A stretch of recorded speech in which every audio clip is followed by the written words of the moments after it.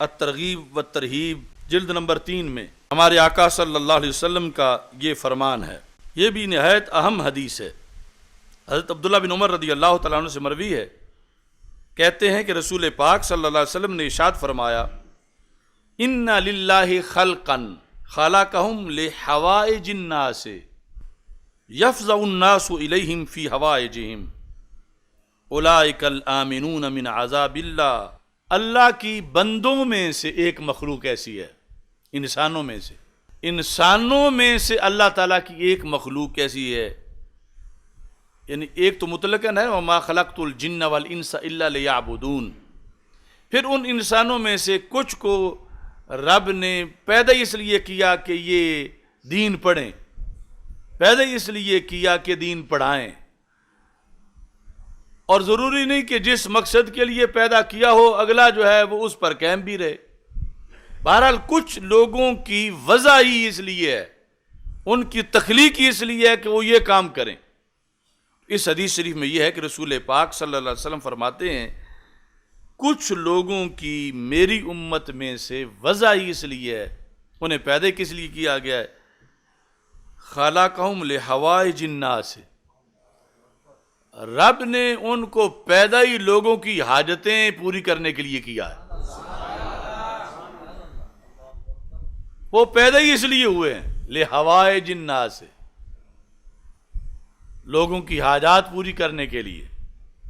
اب یہ بھی اعتقادی طور پر وہ عقیدہ توحید میں بھی، یعنی حوائج الناس، اب ایک فرقہ وہ ایسا ہے جن کے نزدیک کسی بندے کا حاجت پوری کرنے والا ہونا، یہ لفظ بولنے سے بندہ مشرک ہو جاتا ہے کہ حاجتیں تو اللہ پوری کرتا ہے، تم نے بندوں میں حاجت روا بنائے ہوئے ہیں. تو حدیث بتاتی ہے کچھ بندے رب پیدا ہی اس لیے کرتا ہے، وہ ہوتے ہی داتا ہیں. اب فتویٰ کس چیز پہ لگائیں گے؟ لحوائج الناس، کہ وہ لوگوں کی حاجتیں پوری کریں. وہ اللہ نے پیدا ہی ان کو اس لیے کیا کہ وہ لوگوں کی حاجتیں پوری کریں. اب ظاہری زندگی میں یعنی ان کی طبیعت ہے، وہ سوشل ورکر ہیں، جس کا جو کچھ کہیں ہو وہ پہنچ جاتے ہیں، وہاں تعاون شروع کر دیتے ہیں. کچھ لوگوں کو اب وہ کون ہیں، وہ کہاں ہیں، یہ علیحدہ ہے، لیکن ایک طبقہ ہر زمانے میں زندہ لوگوں میں بھی ایسا ہے کہ جن کو رب نے پیدا ہی اس لیے کیا ہے. تخلیق اللہ کے کام معلل بالاغراض نہیں ہوتے، غرضیں اللہ کے شایان شان نہیں ہیں، لیکن حکمتیں ضرور ہیں کہ اللہ نے ان کو پیدا اس حکمت کے لیے کیا ہے. کس کے لیے؟ لحوائج الناس، لوگوں کی حاجتیں پوری کرنے کے لیے. تو پھر سرکار فرماتے ہیں یفزع الناس الیہم فی حوائجہم، جو حاجت مند ہیں وہ ان کو پہچان بھی جاتے ہیں.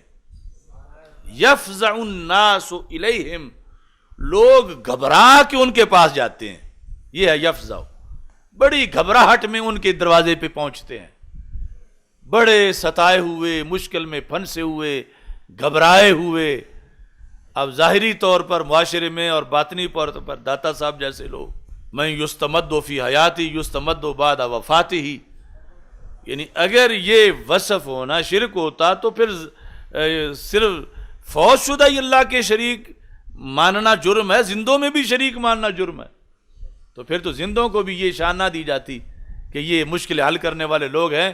اور یفزع الناس الیہم، لوگ گھبرا کے کہ اور کوئی سہارا نہیں رہا، اب یہی سہارا ہے. یعنی ظاہری طور پر دنیا میں کچھ لوگ حوائج ناس کے لیے پیدا ہوتے ہیں اللہ کی طرف سے، پھر لوگ یفزع الناس الیہم، ان کی طرف گھبراہٹ میں لوگ جاتے ہیں. ان کو کیا ملتا ہے؟ یہ جو اس طبقے کے لوگ ہیں، یعنی وہ آتے جب ان کی تو مشکلیں حل ہوتی ہیں، ان کو خود کیا ملتا ہے؟ تو میرے آقا علیہ السلام فرماتے ہیں اولئک الآمنون من عذاب اللہ، ان کو یہ سند ملتی ہے کہ اللہ ان کو کبھی عذاب نہیں دے گا. اولئک الآمنون من عذاب اللہ، یہ مامون رہیں گے، انہیں عذاب نہیں ہوگا. اب یہ ضروری نہیں کوئی عالم دین ہو، کوئی حافظ قرآن ہو دنیا میں بظاہر اس کا شعبہ دنیا داری ہے، وہ کسان ہے، وہ کاشتکار ہے، کوئی دکاندار ہے، کوئی مزدور ہے، کوئی لوگ یہ سمجھتے ہیں کہ یہ مشکل حل کروا سکتا ہے، یعنی دنیا کے لحاظ سے، اور کچھ لوگوں کو رب نے پیدا ہی اس کے لیے کیا ہوتا ہے۔ ان کے گھر والے جھگڑتے رہتے ہیں، اپنے گھر یہ سارے کام پڑے، تو روزانہ کبھی کسی کے پاس گیا ہوتا ہے، کبھی کسی کے پاس، کبھی کسی کی مشکل حل کرنے کے لیے، تو ان کو پیدا ہی اس لیے کیا گیا ہے۔ اور ان کو کیا ملے گا؟ فرمایا پھر لوگ بھی انہیں جان جاتے ہیں، یعنی اللہ دلوں میں تعارف ڈال دیتا ہے، لوگ ان کو پہچان جاتے ہیں، کوئی دوسرے شہر سے آ جاتا ہے، کوئی تیسرے شہر سے، کوئی محلے سے۔ انہیں ملے گا کیا؟ دنیا میں اگرچہ ان کا اچھا مکان نہ ہو، اچھے کپڑے نہ ہوں، اچھا کھلا کاروبار نہ ہو، لیکن ان کو یہ ڈگری مل گئی ہے کہ انہیں عذاب نہیں ہوگا، ان کو اللہ کی طرف سے عذاب نہیں ہوگا۔ اب یہ ہو سکتا ہے کوئی چھوٹے درجے کا ہو، کوئی بڑا ہو، یعنی ان کی کیٹیگریز کئی ہو سکتی ہیں۔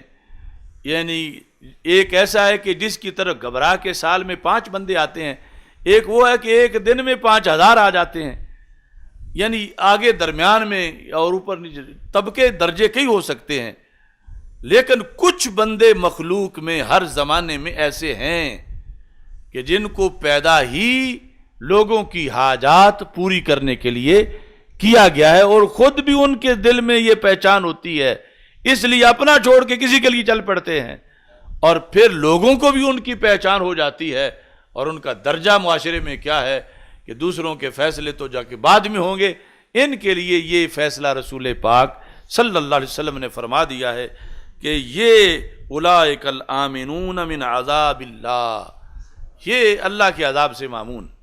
کون سا اور دین ہے جس میں اتنی ترغیب ہو خلق خدا کے ساتھ تعاون کرنے کی، انسانی خدمت کی، انسانی جذبے کی، مومنین کے حالات اور دکھ سکھ میں شریک ہونے کے لحاظ سے جتنا کہ اس میں موجود ہے جو ہمارا دین ہے۔